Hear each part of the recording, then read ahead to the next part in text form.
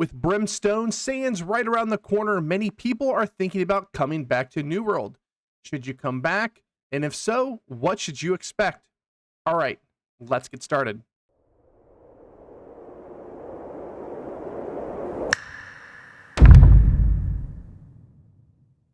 So when it comes to New World, to say it's had a checkered past may be a little bit of an understatement. They lost essentially half their players every month for what seemed to be the first 8 months, and now we are at the point now where we not only leveled off, they've been continuously growing. So to prove that, we're going to show you the Steam charts. So as you can see here, the New World has been going on for about 3 months of continuous growth. This all started with the double XP weekends. Most people think that it was Brimstone launch that is the true reason why people started to come back, but it was actually the double XP weekends. Now, when it comes to Brimstone height, it obviously helped a lot. It is the reason why it has continued to grow, because of course we don't have the double XP weekends, but with those double XP weekends and the Brimstone Sands update just right around the corner with things like the Greatsword, new abilities, better crafting, and a bunch of other things, people are not only coming back to kind of check out the game to see what state it's in. As you can see here, they've actually stayed. Not to mention, people have also been just impressed at how much progress the game has made in the quality of life features that, in all honesty, should have probably been there at launch. New World has added quality of life features such as storage being linked in every single city, the storages in your house being doubled. It gives you ample storage for all your gear and materials. Also at launch, Azoth travel cost, well, it was pretty bad. I've seen upwards of like 800 Azoth cost to just travel from one town to another. Now the max cost you can actually have is 20. Weight doesn't play any factor at all, so you can load up your character and transport wherever you want. We've also got new things like a new trading UI, lowered housing taxes, new amazing fort bonuses, and they even made it easier to level your trade skills. There are a few things that players would love to see in the quality of life category, like transmogs. AGS, please. I have so many cool transmogs and I just want to be able to put them on my gear. Please, please, please. I know you guys are probably working on it, but I want transmogs. But the game is starting to give us all the features that we've been asking for. Now, when it comes to quality of life features, honestly, we can talk about this for a very long time, but I'm trying to make this video under 10 minutes, probably hopefully around the 7 to 8 minute mark. So we're not going to go in too depth about the quality of life stuff. So we're now going to start talking about endgame. So when talking about endgame, especially in an MMO, for me, I love to talk about PvP. PvP is my bread and butter. It's what I love to do. I'm not particularly the greatest at it, but I just absolutely love doing it. So since launch, they've actually added in a 3v3 arena, and they've also added a 10-minute cap to fort timers. What this means is they added in forts, which can give you really good bonuses for players. And when you go there, it takes about 10 minutes to cap it.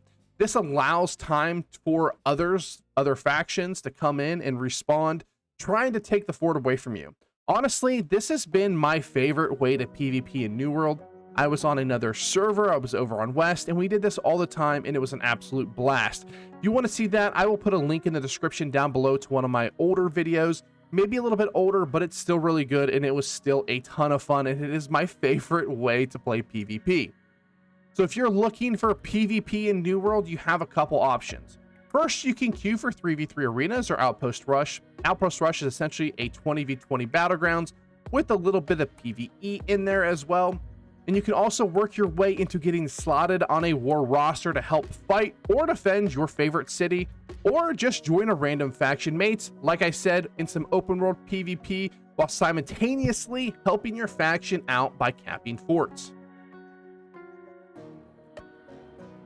When it comes to PvE, the game has added a mutation system. Now, we have the original expeditions, but this is a new system that allows you to go back and play your favorite expeditions at a higher difficulty to gain significantly more rewards. Now, not every expedition has a mutation at the moment. We are missing 2, but we are going to be getting those very shortly. Now, these mutations scale on difficulty, ranging from mutation 1 all the way up to mutation 10. This content is fun, rewarding, and gives you a ton of currency that allows you to upgrade your gear to its max gear score, which is 625. Normal gear, you get up from 500 to 600 once you hit 60. And then once you get to 600, you will then start using these, what we call Umbral Shards, to upgrade your gear past that. We currently don't have raids or more solo content, but the developers have told us that this is coming and will bring a whole new aspect to endgame PvE gameplay.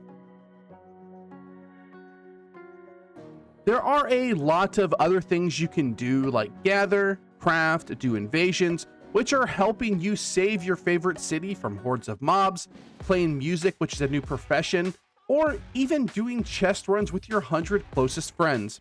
But if you are wondering how long it's going to take you to, even as a brand new character, to get to level 60 and then to get a gear score to be relevant, it doesn't actually take that long. I leveled to 60 in the course of about 3 days and got over 600 gear score, which is where you become relevant in PvP and have the ability to start doing mutations in about a week after hitting level 60. Now, it will take you longer based on time investment, plus just knowing the best ways to accomplish this, but if you stick to it, you'll be there in absolutely no time. Also, if you're interested, I do have a few videos about these things. I will go ahead and link them in the description down below, so if you feel like it, go ahead and check them out. So to answer my first question, yes, of course you should come back.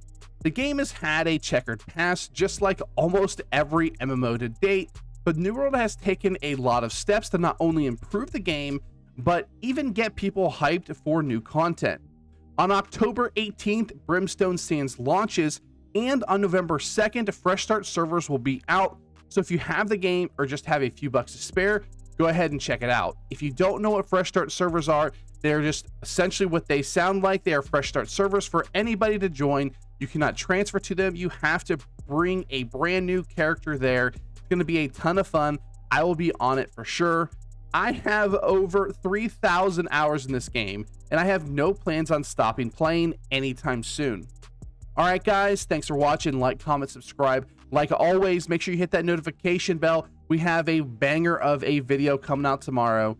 It is going to be a pretty crazy PvP video, and I can't wait for you guys to see it. Let me know in the comment section down below if you are new, returning, maybe thinking about playing the game, or just your overall thoughts on New World.